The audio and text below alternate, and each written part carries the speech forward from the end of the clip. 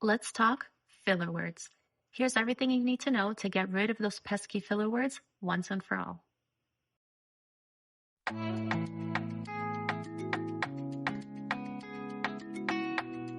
Welcome to your 5-letter word. I'm your host, Christina, and in each episode, we explore how intentional communication and a strong mindset can transform your business, your relationships, and your personal growth.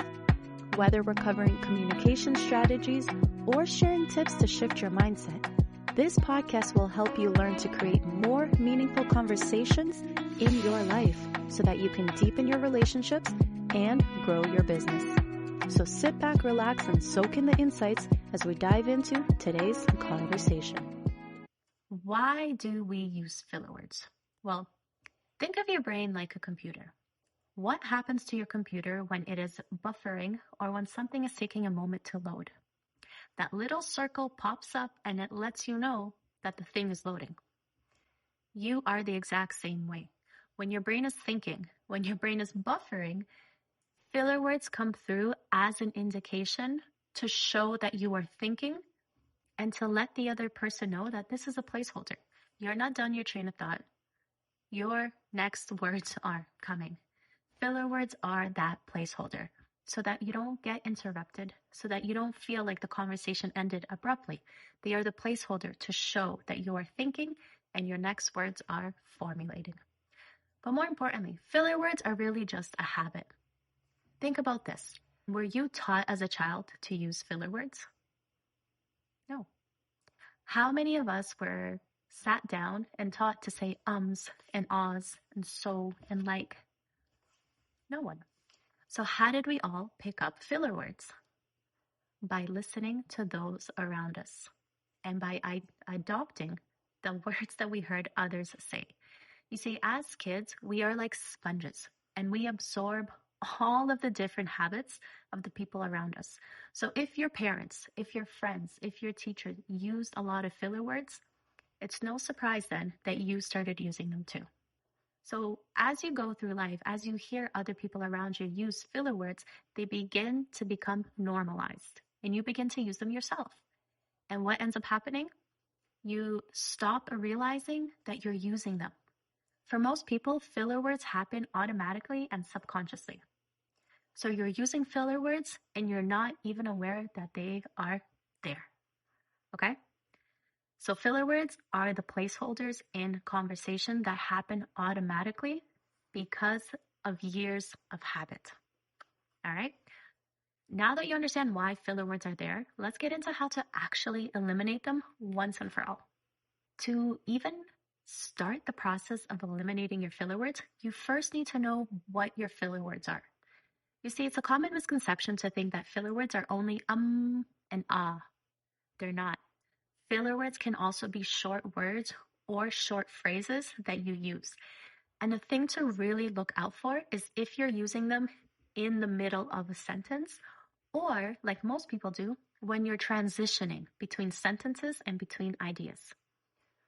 And most filler words, the most common filler words are ums and ahs, but also like, so, right, you know, do you know what I mean? And then, which one of these do you think you've been using without realizing? So here's what I want you to do. In order to become aware of what your filler words are, you're going to do this quick exercise. Open up your Notes app or your Messages app and click on the little icon that will transcribe what you say into text. Okay, so if you're someone who's using an iPhone, you can click the little microphone so that it transcribes your speech into text. And what you're going to do is, without looking at your phone, because you don't want to be skewed by the results of what you're seeing, you're going to press the little transcribe button. You're going to put your phone to the side and you're going to speak naturally for at least a minute. Now, at least a minute so that you give yourself the time and the permission to speak naturally and not fake it for 5 to 10 seconds. See, it's easy to not have filler words come through if you're only speaking for 5 to 10 seconds. So speak naturally for a minute into your phone. When you are done, that's when you will go ahead and read the transcript, word for word. If you want to do this with ChatGPT, do it on your phone. It works a lot better. So first thing, you're going to open up ChatGPT on your phone and you're going to give it the prompt like this. I am going to speak for a minute. I want you to transcribe my speech and then analyze it for all of my filler words. Once you've given that prompt to ChatGPT, it will tell you to go ahead and start speaking. That's when you click the little microphone on the ChatGPT mobile app, and you're going to do the exact same thing. You're going to not look at your phone and speak for a minute naturally. Once you have done that, ChatGPT will actually transcribe it, analyze it, and spit out a little analysis of what your most common filler words are. Now, why is this so important? Because again, most people have filler words that occur automatically and subconsciously. That means you don't even know that you're saying them, but other people are hearing them. So once you become aware of what your filler words are, that's when you can then build the awareness to stop using them. So how do we do that? Well, the first thing you need to do is start to change the way that you think about speaking and communication. What do I mean? So again, most people use filler words as a placeholder because they feel awkward having a moment of silence. They feel awkward having a pause in the middle of their thought like that. And so they fill it with something like a or because they feel awkward with the silence. So here's what I want you to do. To change the way that you think about communication, you need to look for new role models, people in real life who speak in a way that you admire. Now, you may look for role models online, but just be careful with this. A lot of online videos are edited, and they're edited specifically to have filler words, silences, ums and ahs taken out. Now, that's not to say that's a bad thing, but that's to say it's unfair to compare yourself to someone online who doesn't seem to have filler words if they have intentionally edited it out. So instead, you want to look for people in real life who you can have a face-to-face conversation with.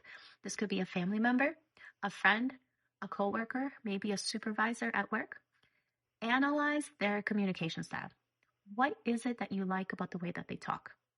What is it about the way that they talk that seems confident or charismatic or like they don't use filler words at all?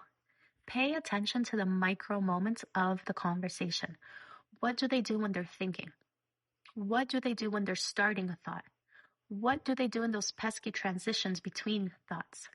Are they having a moment of silence? Are they looking up and away while they think? Are they making eye contact with you and just giving you verbal or non-verbal cues that they're thinking for a second? What is it that they're doing that you really like? Once you identify those micro moments, that's when you can start replacing your own communication and your filler words with that behavior. So if, let's say, you admire the way your supervisor speaks to you at work, and in the moments when they're thinking, they just think without filling it with a start to mimic that behavior. You see, when you are breaking a habit, like using filler words, you need to replace it with something better. You need to take the negative out and replace it with something positive. Otherwise, it feels awkward and uncomfortable to only try to eliminate the filler words because then you have discomfort and you don't know what to do instead.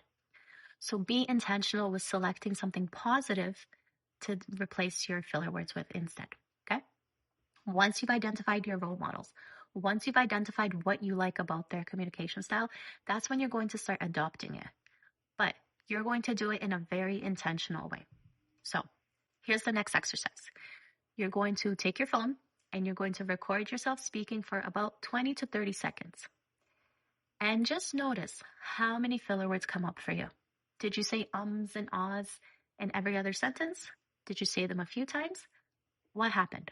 Be honest with yourself, because if you want real change, if you want real transformation, if you want to eliminate filler words once and for all, you have to be honest with yourself about every step of the process. Okay? So go ahead, record yourself for 20 to 30 seconds. Notice how many filler words you have, and then do it again. You don't have to repeat the same thing word for word, but say the same thing. And say it in a way where you can slow down and be intentional with what you're saying without using a single filler word.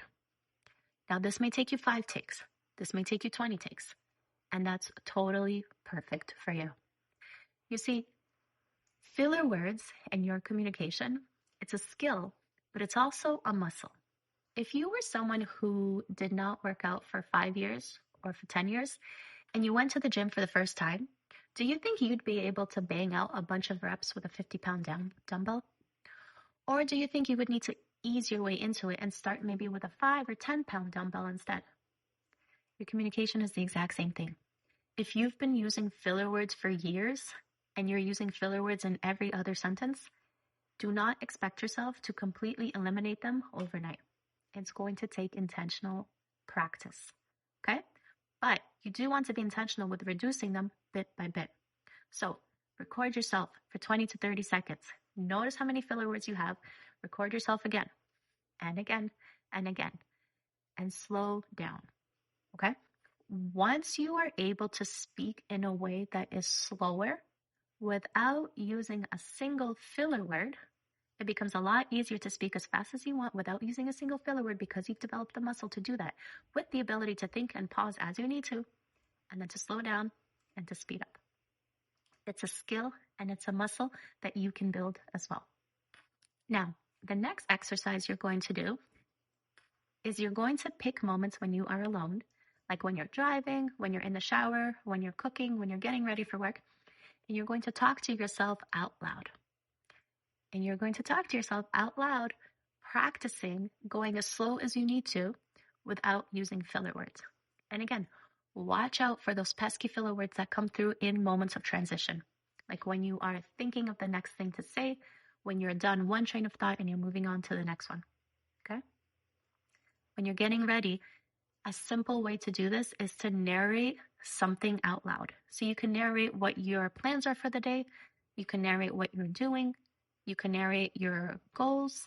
If you really want to tie this into something like manifestation and goal setting and resilience and determination, you can really start to narrate your plans, your goals, your things that you're working towards every single morning.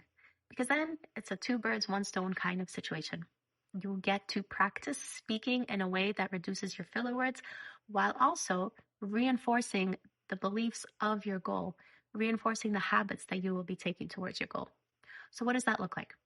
That can look like in the morning while you're getting dressed, talking to yourself out loud about your plans for the next year. Whatever it is, whatever that may look like for you.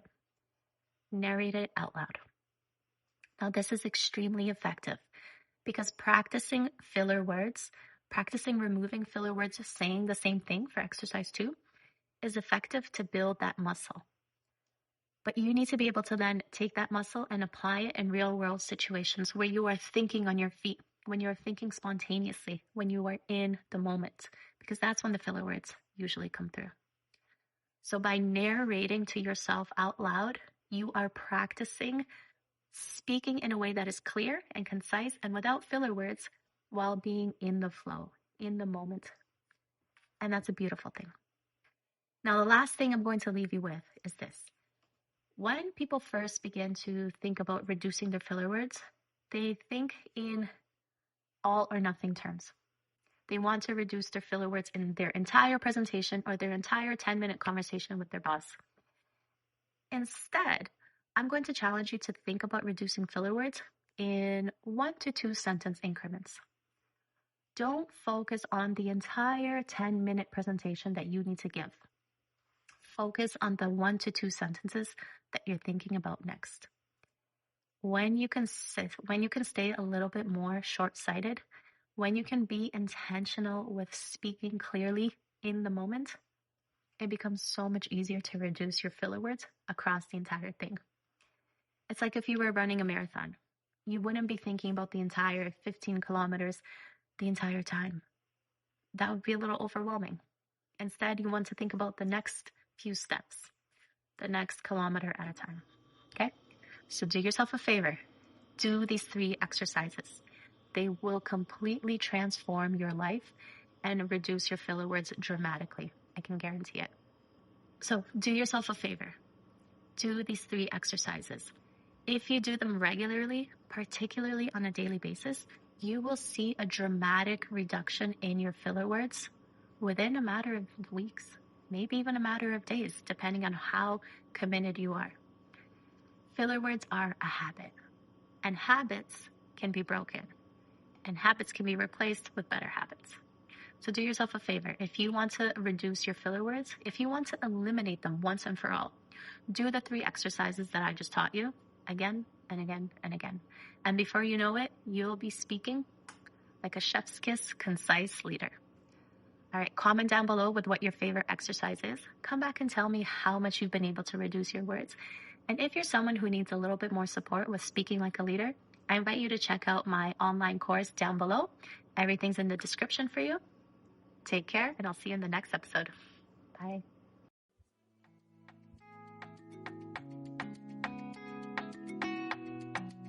Thanks for tuning in to this episode of Your 5-Letter Word. If you found this episode helpful, please share it with someone who might need to hear it. And as always, I love to hear about your breakthroughs. I'm here to serve your soul a cup of peace and a slice of joy. Until next time, take care.